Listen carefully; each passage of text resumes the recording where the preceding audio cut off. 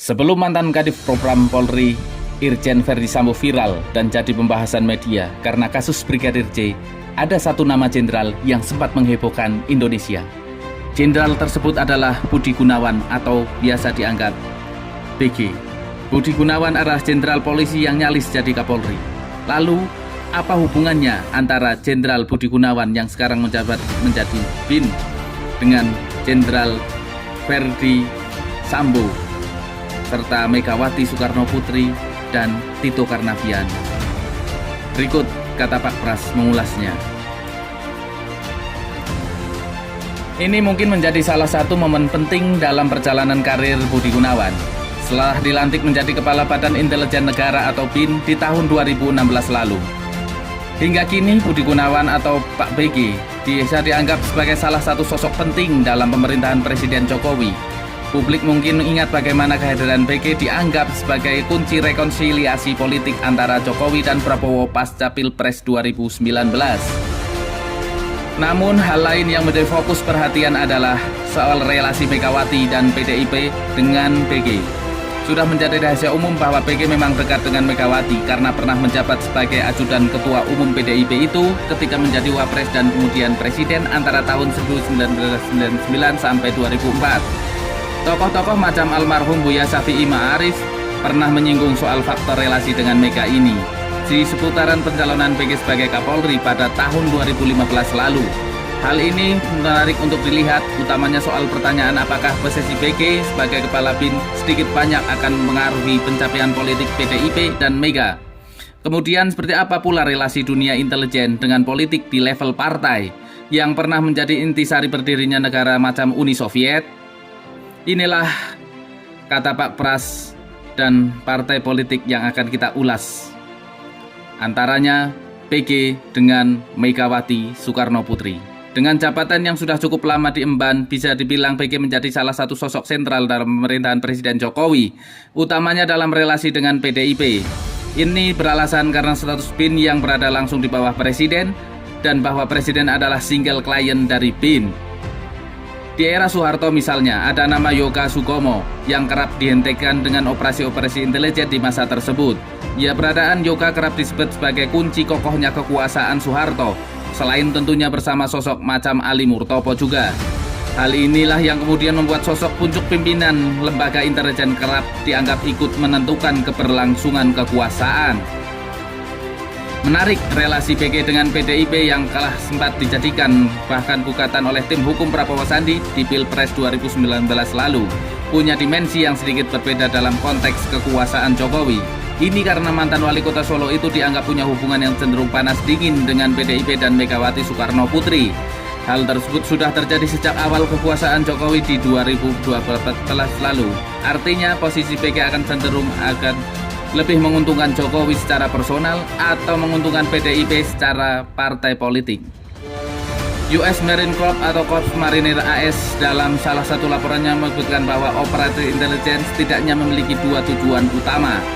Pertama, untuk mengurangi ketidakpastian dengan menyediakan informasi atau pengetahuan yang akurat dan relevan terkait ancaman atau event yang mungkin terjadi. Sedangkan yang kedua, intelijen berfungsi menjalankan counterlegend atau kontraintelijen untuk melindungi aset atau institusi atau informasi tertentu. Operasi intelijen itu sendiri meliputi aktivitas macam pengumpulan informasi, analisis, covert action atau operasi rahasia hingga counterintelijen. Nah, hal itulah yang membuat keberadaan badan intelijen sangat menjadi vital bagi kekuasaan karena bisa menjadi alat untuk menentukan strategi pengamanan kekuasaan.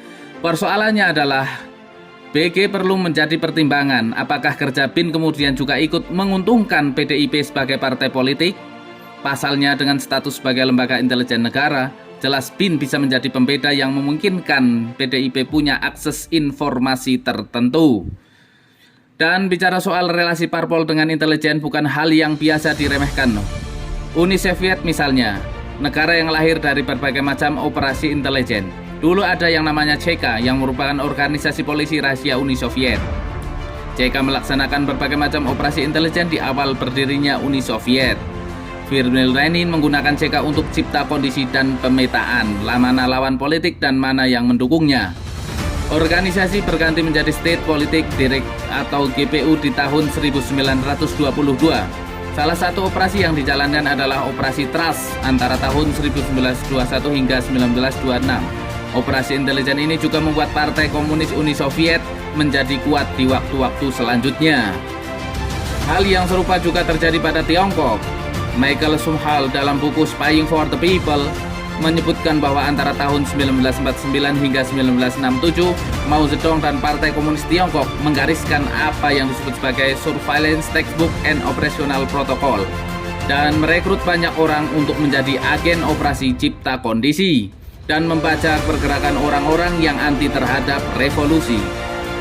Kemudian, konteks relasi parpol dan intelijen juga bisa dilihat dalam kasus Presiden Ukraina Volodymyr Zelensky. Kepala intelijen domestik Ukraina sempat dipegang oleh Ivan Bakanov yang merupakan teman masa kecil Zelensky dan mantan direktur studi Kvartal 95 yang didirikan Zelensky. Ia juga sebelumnya sempat menjadi pimpinan partai Servant of the People yang menjadi kendaraan politik Zelensky.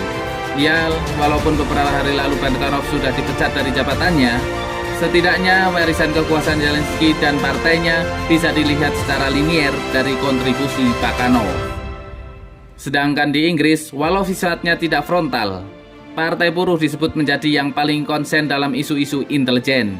Bahkan di tahun 2021 lalu, partai tersebut merekrut mantan agen elit intelijen militer Israel bernama Asaf Kaplan yang dikenal sangat lihai di bidang pengumpulan sinyal intelijen dan kriptasi kode-kode. Ini sekali lagi menunjukkan betapa pentingnya intelijen bagi partai politik.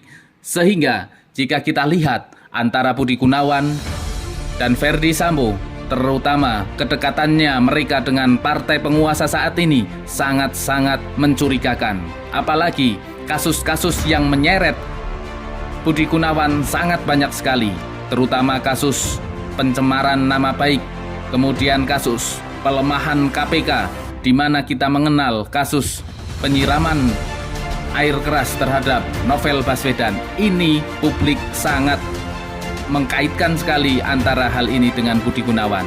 Budi Gunawan, mantan Kadif Propam, digantikan oleh Tito Karnavian, digantikan oleh Sigit Listio, digantikan oleh Ferdi Sambo. Ini semacam rantai yang tidak terputus. Dan ini juga yang mengkaitkan angan-angan publik, mengangan-angankan bahwasanya kerajaan Ferdi Sambo erat kaitannya dengan kekuasaan partai politik yang ada saat ini dan erat kaitannya dengan penguasa-penguasa polisi saat itu dan saat ini. Demikian kata Pak Pras mengulas dalam sebuah fantasi yang belum tentu ada benarnya. Silahkan komen jika tidak setuju. Salam istimewa.